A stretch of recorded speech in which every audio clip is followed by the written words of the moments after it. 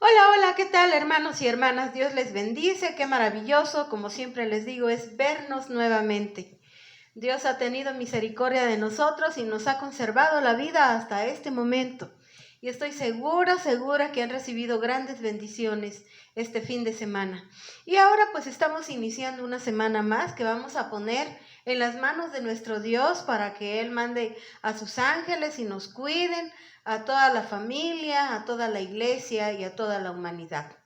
Y bueno, pues esta es la semana del 21 al 24 de junio del 2022, año de gracia del Señor. Y el Pastor Bravo ha preparado para ustedes como tema general para toda la semana, se llama Antes de caer al precipicio. Y para hoy martes 21, pues el tema se titula La semilla del mal. No sé de qué va a hablar el pastor, pero ahorita nos lo dice. Adelante, pastor. Dice la primera carta del apóstol San Pablo a los Corintios en el capítulo 10, versículo 12, unas palabras que son muy profundas por lo realista. Dice, el que piensa estar firme, mire que no caiga. El que piensa estar firme, mire que no caiga. Y es que, como dice el proverbio mexicano, en la vida cristiana, no sucede. En la casa del jabonero el que no cae resbala. Y en la vida cristiana tenemos múltiples ocasiones de caer. Y en ocasiones, algunas de estas caídas son fatales. En el día de hoy vamos a tratar un tema que nos lleva a la raíz del problema, la semilla del mal. Y es que todo ser humano nace separado de Dios. Dice el Salmo 51:5, he aquí en maldad he sido formado, y en pecado me concibió mi madre. Y no quiere decir con eso, como muchos lo interpretan, que el sexo sea malo o que el sexo sea la fuente del pecado. Desde luego que hay quienes pecan con sexo, pero no es así, que el sexo sea origen del pecado. No. Se refiere más bien a que todo ser humano nacido en el orden natural traemos con nosotros eso que hizo caer a Adán y a Eva. Lo que algunos llaman el pecado original.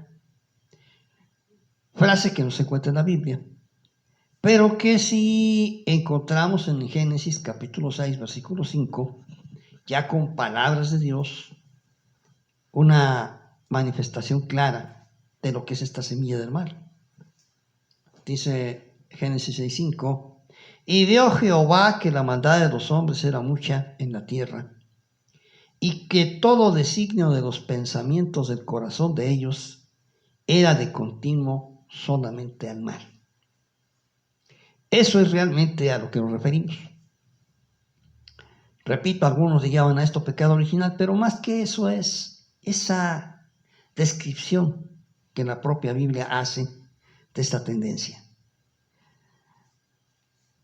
De los pensamientos del corazón de ellos eran de continuo solamente al mal. Y es precisamente ese el problema. Pecado es separación de Dios. Es el no querer saber, el no querer tener comunión con Dios. Y eso es un estado espiritual.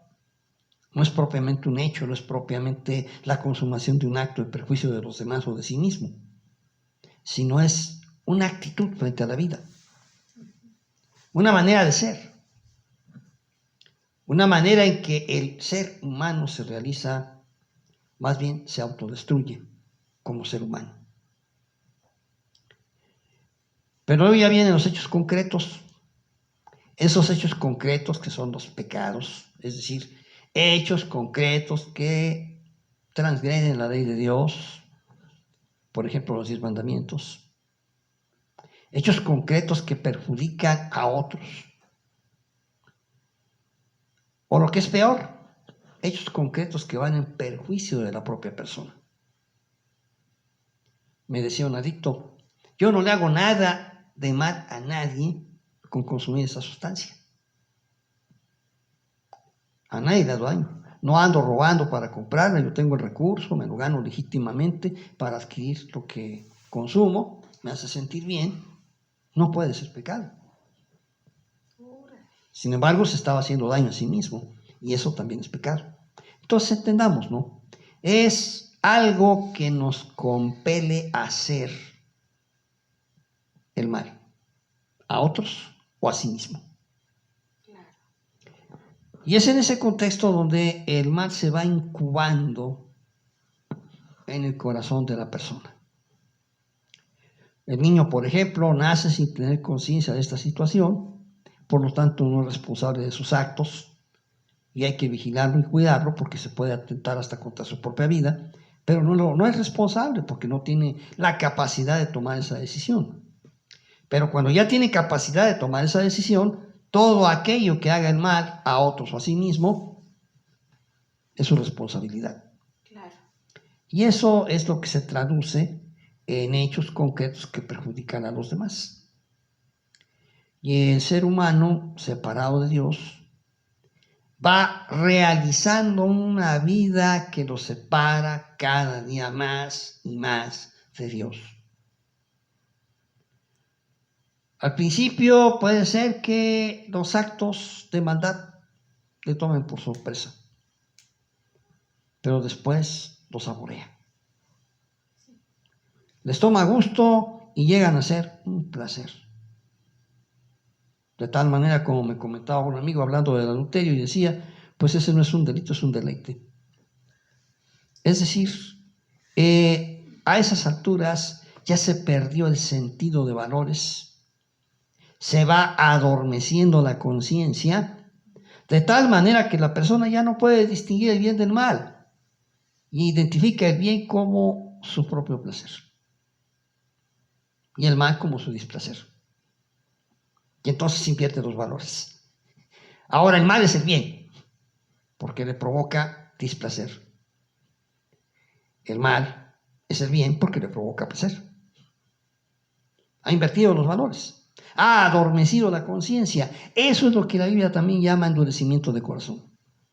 Ajá, exacto.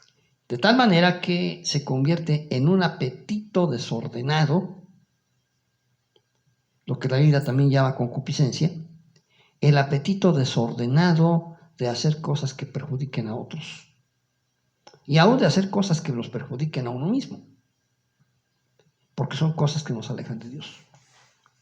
Repito, es estar en un estado en que se está separado de Dios y ese estado produce hechos que nos separan aún más de Dios. Es en ese contexto donde nosotros vamos acercándonos a que lo que primero eran pequeños perjuicios se van convirtiendo en perjuicios graves. El perjuicio al prójimo se va convirtiendo en un placer. Pongamos por caso, el niño que infante toma la mosca y le arranca las alas. Y eso le produce placer. Persigue a las lagartijas y les arranca la cola porque el animalito la suelta solo, pero le produce placer. Después, mata intencionadamente a los pajaritos. Y así va progresando su mal, hasta que cuando llega a ser mayor, se torna en un asesino. Claro. O aquel que no le gusta ver sangre. Y puede decir, bueno, yo cometo pecados velados, yo no le hago daño a nadie. Solamente le quito al que le sobra. Nadie le sobra, no le hace falta. Lo va a tirar. Mejor yo lo aprovecho. Y miren, soy tan buena gente que hasta lo puedo compartir con otros. Ese no quiere ver sangre. Pero dispone del patrimonio ajeno, pensando, bueno, que aquel tiene de más y por lo tanto no le va a hacer daño. Que un poquito de lo que le sobra se le toma. Sobre todo si se comparte con el que tiene menos aún. Y entonces da lugar a la autojustificación del hecho. Y se va alejando más y más de lo que significa el respeto a los demás, Claro. pero sobre todo de Dios. Se alejó completamente de Dios. Pero lo más trágico es que estos hechos se suceden de una generación a otra. Se ha comprobado que la mayor parte de las personas que infringen la ley provienen de hogares donde se infringió la ley. Claro. De tal manera que para ellos ya fue una conducta aprendida, ya no fue tanto una conducta espontánea. A lo mejor eso fue en las generaciones anteriores, pero ya en esta generación ya fue una conducta aprendida. Y entonces encontramos, por ejemplo, hablemos de la gente que trata personas, sobre todo damas. Desde el antepasado aprendió a seducirlas, de acuerdo con la época. Los descendientes las seducen de acuerdo con la época actual. Y el resultado es la trata de personas. Pero él no siente mal, no siente que les haga daño. Él simplemente siente, bueno, pobre niña, estaba sola ahí en la terminal, nadie estaba con ella, bueno, yo me acerqué y le ofrecí un poquito de afecto, le ofrecí con qué ganarse la vida. Iba a vivir de sirvienta, bueno, que viva de la prostitución, pero es un trabajo menos pesado. Y además más remunerador. Solamente la beneficia enseñando en un oficio. Y además es el más antiguo del mundo, según dicen. Entonces, vamos encontrando así que ya no hay noción de bien y de mal. Se perdió. Sí. Y entonces, hacer el mal es algo completamente espontáneo. Ese proceso lo podemos ver claramente en Caín. Caín primero quiere agradar a Dios y se acerca presentándole una ofrenda. Es alguien que busca a Dios para manipularlo. Dios que no es alguien a quien podamos engañar, simplemente ignora su ofrenda. Llega a ver que le entrega la ofrenda de todo corazón, sin condiciones, y la acepta, la ve con agrado. Pero aquel dice, con que Dios no quiso hacer negocios conmigo. Y entonces, como Dios no quiso hacer negocios con él, entonces se va contra el competidor.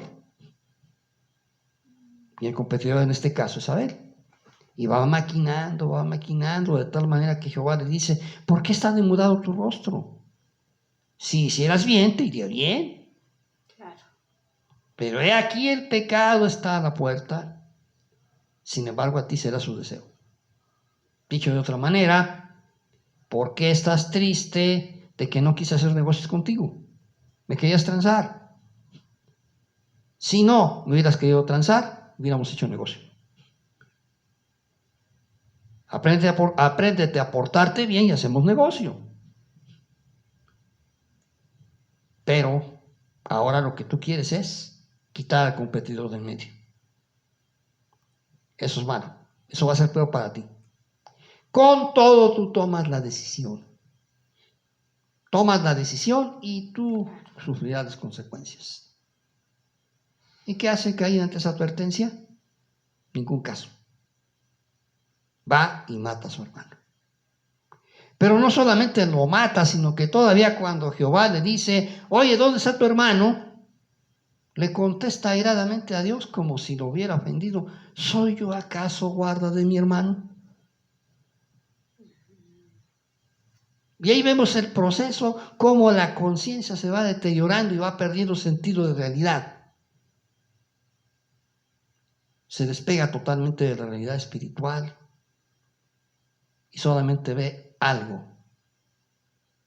que es el deleite de hacer el mal. Eso es estar al borde del precipicio. Claro. ¿Cómo te sientes? ¿Tienes algún rencor? ¿La envidia te corroe? ¿Estás preocupado porque a ti te falta y a otros les sobra? y quisieras que te compartieran aún sin darse cuenta. ¿Qué sientes? ¿Estás acaso al borde del precipicio? Pero Jehová nos dice, venid a mí y estemos a cuenta. Si vuestros pecados fueren como la grana, vendrán a ser como blanca, fueren rojos como el carmesí, vendrán a ser blancos como lana. Venid y estemos a cuentas. No tienes por qué desbarrancarte por el precipicio. Claro. Puedes tomarte de la mano de Dios. Tómala hoy. Oramos. Amoroso Padre Celestial, en el nombre de Jesús nos acercamos a ti, Señor, en este tiempo, para darte gracias, Señor, por la vida que nos concedes. Pero también, Señor, para confesar que de palabra, de obra o de pensamiento, seguramente, Señor, te hemos faltado. Te pedimos, Señor, tu misericordia. Te pedimos que nos perdones, Padre. Toma en tus manos a tu pueblo, Señor, y haz tu obra, Señor, en cada corazón. Ayúdanos, Padre. Fortalece nuestra vida espiritual de tal manera que, ante la tentación, tengamos la fuerza, Señor, para alejarnos, para no caer en ella. Bendito Dios, bendice a tu pueblo con tu presencia. Bendice a tu pueblo con sabiduría e inteligencia de lo alto. Toma en tus manos nuestro cuerpo, alma y espíritu, Señor. Y permite, Padre, que sea guardado irreprensible para tu venida. Enséñanos a esperarte, Señor, haciendo tu obra y no la obra del mal. Ayúdanos, Padre Celestial, a controlar nuestras emociones, nuestros pensamientos, nuestras acciones. Ten misericordia de nosotros, Señor. Para esa mano amenazadora, Padre. Para esos pensamientos, Señor, que se desbordan en cosas malas. Señor, ayúdanos. Límpianos de toda maldad, Padre. Ayúdanos, Señor, a tener deleite en un corazón limpio, en buscar tu rostro, en hacer tu voluntad. Señor, bendícenos con tu presencia, porque solos no podemos, Padre. Tu palabra dice, Jesús dijo, porque separados de mí nada podéis hacer. Por eso queremos, Señor, queremos estar pegados a la vid. Queremos de tu presencia, de tu amor, Padre, de tu rostro. Señor, queremos que no nos sueltes. Tómanos con tu mano derecha. Sosténnos para no caer, Padre, para que no resbalemos como muchas veces lo expresa el salmista. Ayúdanos, Señor.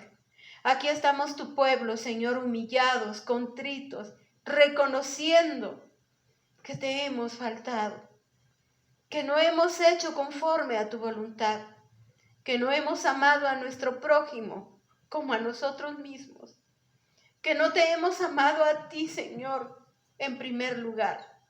Ayúdanos, Padre. Aquí está tu pueblo, Señor. Queremos un mundo mejor. Tú quieres establecer tu reino en esta tierra, pero es a cada uno de nosotros. Señor, ten misericordia. Límpianos para que demos fruto, Padre. Ayúdanos, mi Dios. En el nombre precioso de Jesús y en el Espíritu Santo te lo pedimos. Amén. Pues damos gracias a Dios, hermanos, por este tema que redarguye nuestro corazón. No cabe duda que Dios habla a nuestras vidas en todo momento. Y pues gracias a Dios por la vida del pastor que nos comparte. Y hermanos, quiero pedirles que compartan este video con otras personas y que sea de bendición. Hemos orado, hemos pedido a Dios que bendiga el video para que la persona que lo escuche tenga una transformación en su vida, sea una vida gozosa en este mundo. Así es que, bueno, pues a lo largo de esta semana se van a tratar estos temas, hermanos y hermanas, que Dios me los bendiga y si Dios lo permite, nos vemos mañana.